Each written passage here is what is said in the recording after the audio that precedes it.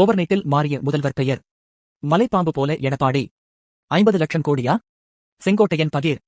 சட்டமன்ற தேர்தல் களம் தற்போது தமிழகத்தில் அனல் பறக்கத் தொடங்கியுள்ளது.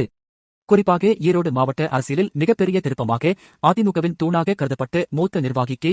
செங்கோட்டையன் தற்போது அக்கட்சியிலிருந்து விலகி தமிழக வெற்றிக் கழகத்தின் வேட்பாளராக களமிறங்கியுள்ளார். அந்தியூர் அருகில் செங்கோட்டையன் பேச்சுதான் தற்போது சோஷியல் மீடியாவில் வைரலாகிக் கொண்டிருக்கிறது. மூத்த தலைவர் செங்கோட்டையனின் பிரச்சாரம் தகவலுக்கு பிளஸ் பாயிண்டாக அமைந்து வருகிறது. அந்தியூர் பிரச்சாரத்தில் ஆக்ரோஷமாக பேசிய செங்கோட்டையன் எடப்பாடி பழனிசாமி மீது அடுக்கடுக்கான புகார்களை முன்வைத்தார். அப்போது அவர் பேசும்போது, பவானிசாகரில் 2,000 கோடிக்கு அட்டை பேட்டரி, அந்தியூரிலிருந்து அம்மாபேட்டை செல்லும் வழியில் 3,000 கோடிக்கு எத்தனால் பேட்டரி என இங்கு மட்டும் 5,000 கோடி முதலீடு செய்யப்பட்டுள்ளது. 50 லட்சம் கோடி. மொத்தம் 50 லட்சம் கோடி சம்பாதித்தும் உங்களுக்கு இன்னும் ஆசை தீரவில்லை. ஜெயலலிதா மறைவுக்கு பிறகு நான் தான் முதலமைச்சர் ஆகி இருக்க வேண்டும்.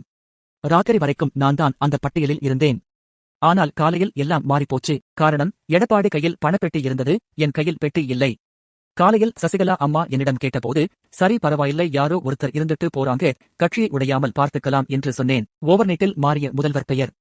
சசிகலா அம்மாவுக்கு தீர்ப்பு உறுதியானதும், நீங்கதான் முதலமைச்சர் வேட்பாளர் செங்கோட்டையன் என்று அவரே கூறினார். ஆனால் திடீரென்று பார்த்தால் மலைப்பாம்பு மாதிரி வந்து ஒருத்தர் விழுந்தார். அப்படியே நீந்திட்டு வந்தார் பாருங்க. நானே பயந்து சேரிலிருந்து எழுந்துட்டேன்.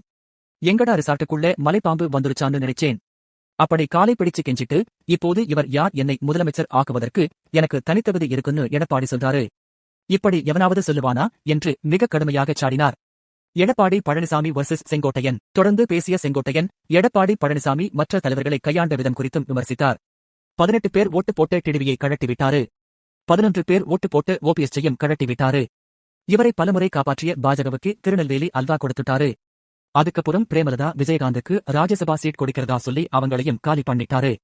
அண்ணாமலை என்ன பாவம் பண்ணுனாரு? அந்த அண்ணாமலையை நீக்கினால் தான் பாஜகவுடன் கூட்டணிக்கு வருவேன்னு சொல்றாரு.